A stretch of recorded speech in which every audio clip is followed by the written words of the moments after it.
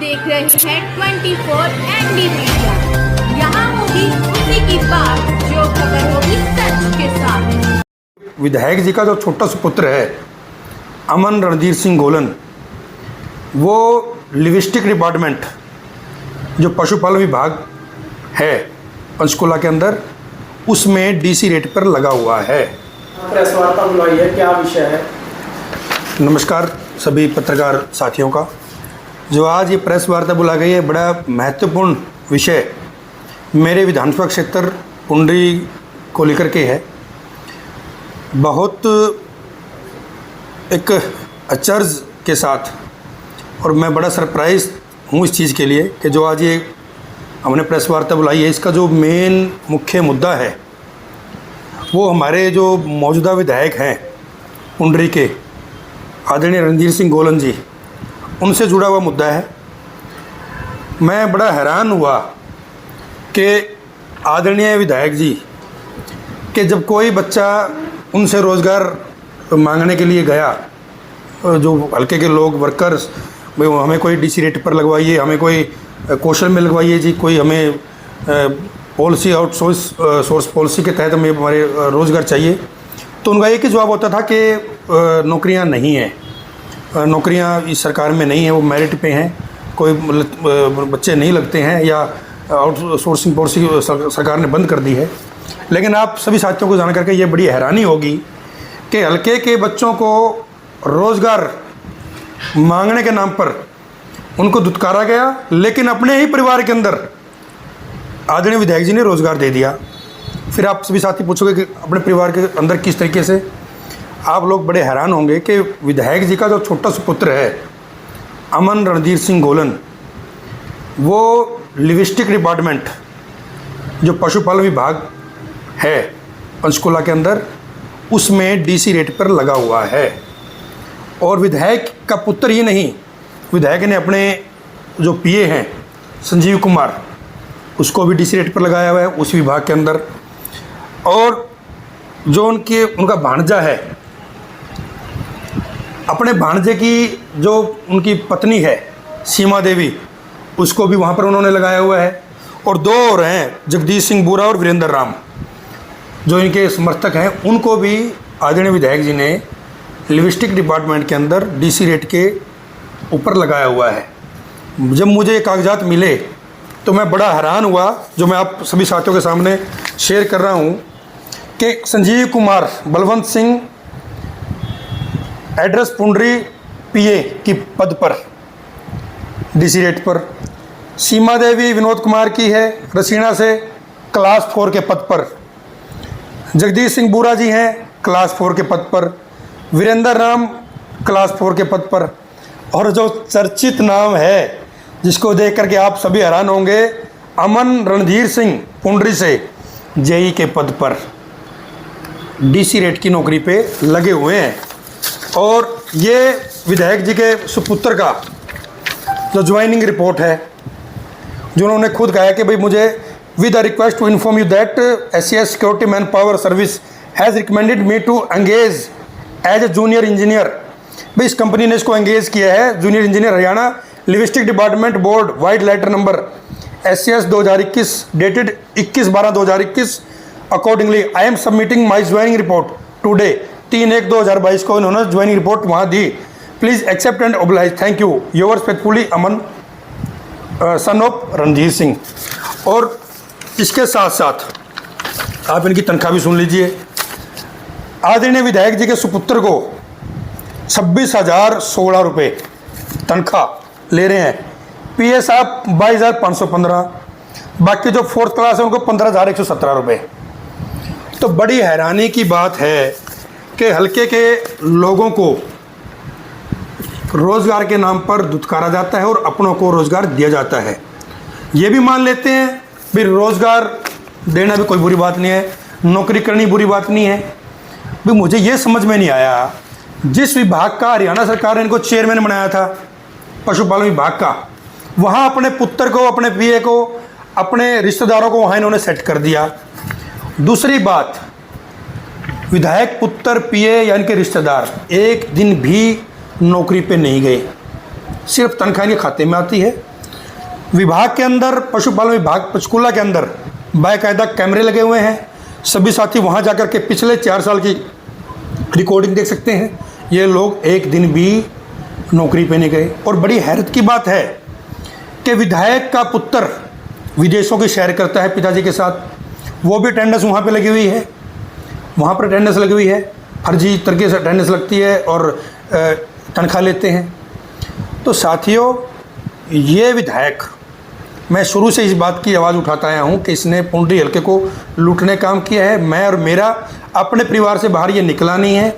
जितने जो कार्यकर्ता इसके साथ जुड़े थे उन सबको इन्होंने भगा दिया। जो टेंडर हैं, जो कुछ भी है, सभी अपने चहितों के नाम। आप ले लीजिए, जो शुरू में इसके साथ लगा था हमारे सेठ जी थे, वो उसको करोड़ों रुपए के नीचे दे करके वो व्यक्ति पुंडरी छोड़ने के लिए मजबूर हुआ। उसका नाम क्या था, मोहित, जो साथी था। अब गर्ग एंड गर्ग कंपनी के जो अभी पीछे सफाई घोटाला हुआ, उस गर्ग एंड गर्ग कंपनी के जो साथी थे, सज़ा वो भुगत रहे हैं, पैसे सभी ये लेकर के गए। और अनेकों साथी इतने थे कि जिनको इन्होंने बर्बाद करने का काम किया। मैंने पहले भी कहा था कि पुंडरी के अंदर मामा एंड भांजा यही कंपनी रही है।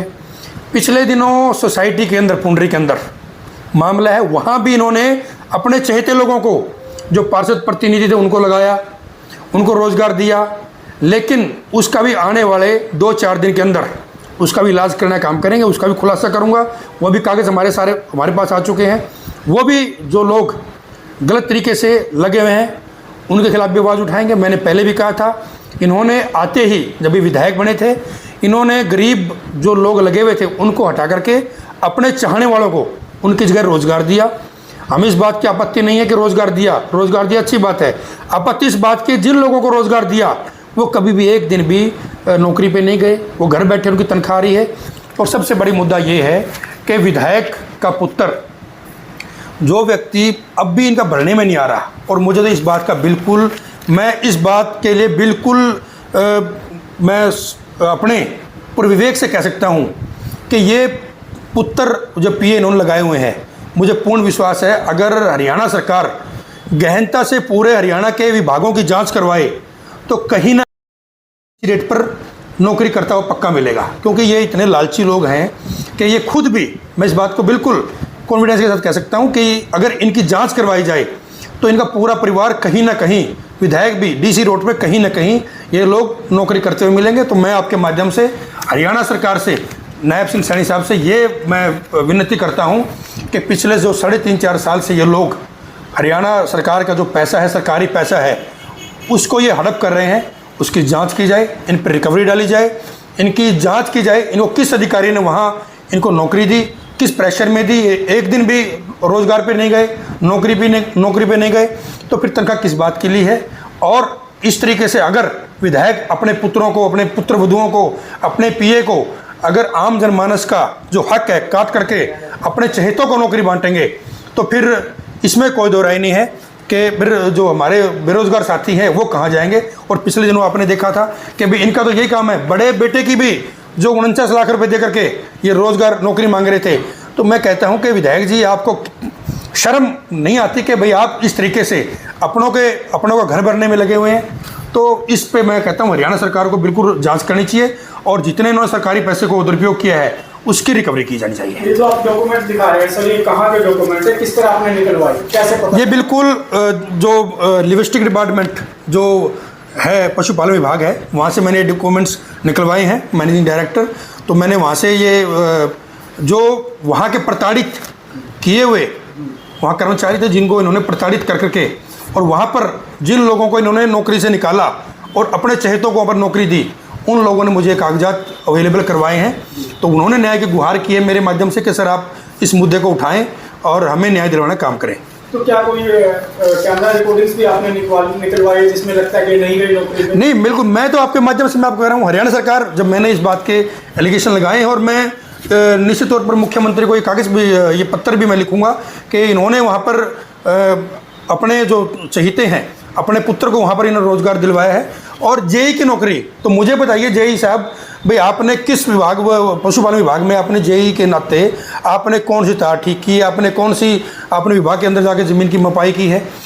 विधायक पुत्र तो सारा दिन पुंडरी रहता है या कहीं और मौज मस्ती करता है, तो वहाँ पर मैं ये कह रहा हूँ कि रिकॉर्डिंग निकलवाई जाए, वहाँ की सरकार निकलवाए कि ये वहाँ पर एक दिन भी जाकर इन्होंने अटेंडेंस भी लगाई हो, ज्वाइनिंग भी इनके घर पे जाकर के ज्वाइनिंग रिपोर्ट अधिकारी लेकर के आए हैं।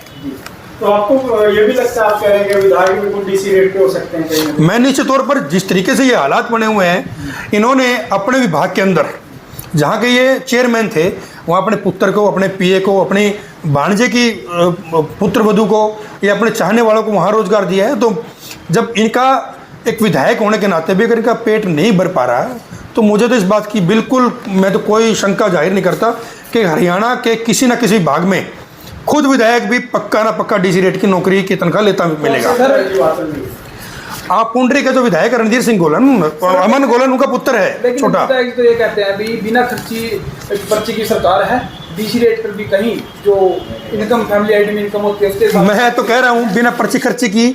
एक मुद्दा पहले आपके सामने आया था कि बड़ा पुत्र तो 50 लाख रुपए देकर के सरकारी नौकरी मांग रहा था, छोटा पुत्र ऑलरेडी नौकरी पे लगा हुआ है। तो आप मुझे बताइए, तो अपने विभाग में शामिल हो सकते हैं ऐसे लगवाए? बिल्कुल, ये तो अभी थोड़े कागज आए हैं। मैं आने वाले 2-4 दिन के अंदर जो पुंडरी की सोसाइटी वाला मामला है, मैं उसके भी कागजात पत्र मेरे सामने आ गए। वहाँ भी जो फर्जी लोग लगाए हुए हैं, और पुंडरी के विभाग में जहाँ फर्जी लोग लगे, तहसील के अंदर भी मुझे इंक्वायरी, मुझे इस खबर मिली है कि वहाँ भी फर्जी लोग लगे हुए हैं, BDO ऑफिस में लगे हुए हैं, जितने भी बाग लगे हुए हैं सब के अंदर मैं कागज निकलवा रहा हूँ। और दोबारा फिर खुलासा करूँगा कि जो लोग आम गरीब जनमानस का जो हक है उसको मार करके अपने लोगों को लगाया हुआ है।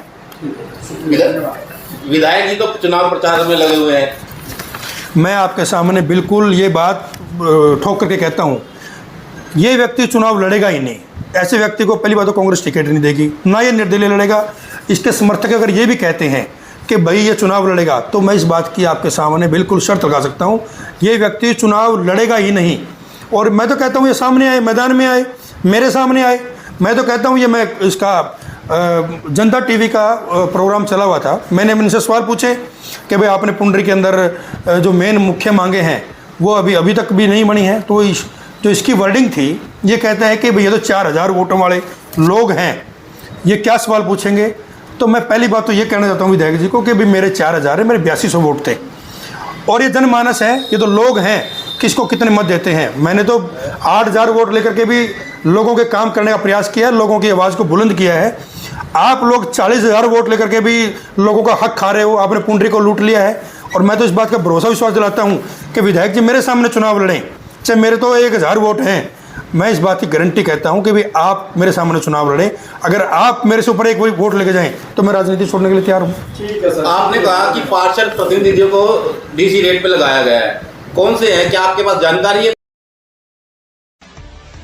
खबरों से जुड़ी हर अपडेट जानने के लिए हमारे चैनल को लाइक करें, सब्सक्राइब करें और ज़्यादा से ज़्यादा शेयर करें।